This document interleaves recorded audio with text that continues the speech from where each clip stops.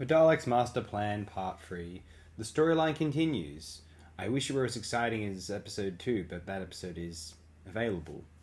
This missing episode 3 of the 12th part of the Daleks Master Plan, it makes one thoroughly disappointed that these episodes are not available to enjoy, to appreciate as they were intended. Being a 12-part serial, the Daleks Master Plan almost has no choice but to be epic, like in scale and well, this is hard to judge it not being available, but in terms of its plotting, effectively epic. It's easy to have this grand scale plot with so many different stages by virtue of you have to fill the storyline with so much events, and so you decide, well, okay, we only want to come up with so much before it's distracting and before it becomes irrelevant to the plot, and so the things we do come up with, the obstacles, the beats in the plot we do come up with, will have ample time to dwell on them and to build up to them and to emphasize their importance in the plot. A 12-part serial, it's good for this, especially in a case where this is in some ways meant to be the be-all, end-all Dalek serial. They kind of go all out. They're like, oh, let's introduce some other species. Spoilers for a later episode in this serial, but let's bring back the mischievous monk from the Time Meddler.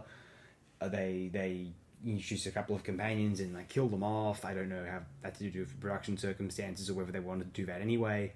It's just a really fascinating, ambitious undertaking in the classic Doctor Who, and if it was all available, I think we'd be all calling... I suspect we'd be calling and considering the Daleks Master Plan one of the great masterpieces of the classic Doctor Who epoch. I'd like to read out aloud now the cast notes for this particular serial. I'd also like to speak about...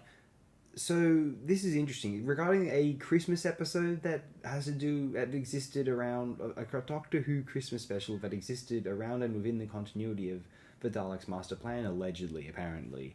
Tosh and producer John Wiles later claimed that the scene where the Doctor and his companion celebrate Christmas was not originally in the script, and that either the scene was hastily written by director Douglas Camfield when the episode ran short, or that Hartnell made an unscripted ad-lib.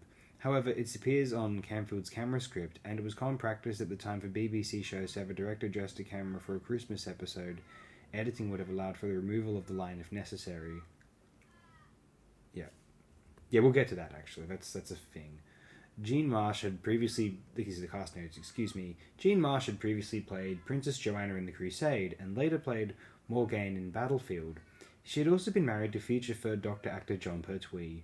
Kevin Stoney returned as Tobias Vaughan, another villain working with an alien force, the Cybermen, against the Earth, in the second Doctor serial The Invasion, 1968.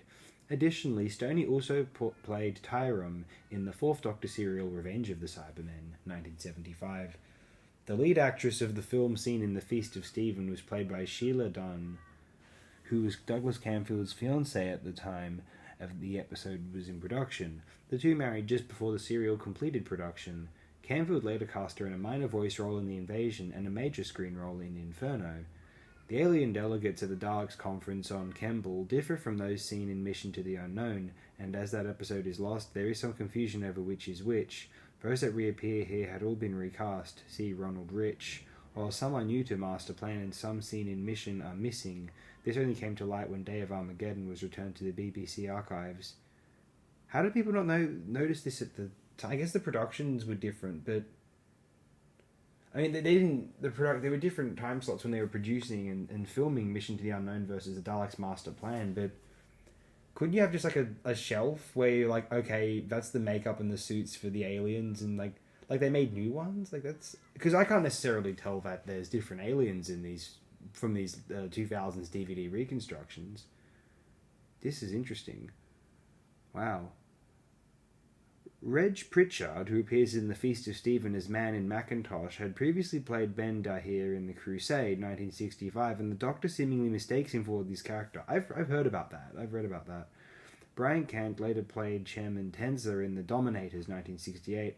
Royston Tickner later played Robbins in The Sea Devils, 1975. Nicholas Courtney returned in the 1967 serial The Web of Fear as series regular Brigadier Lethbridge Stewart, of course, and then went on to appear regularly as the Brigadier over the years until the Sarah Jane Adventures episode, Enemy of the Bane. I haven't seen that Sarah Jane Adventures. What, are they kill him off in that?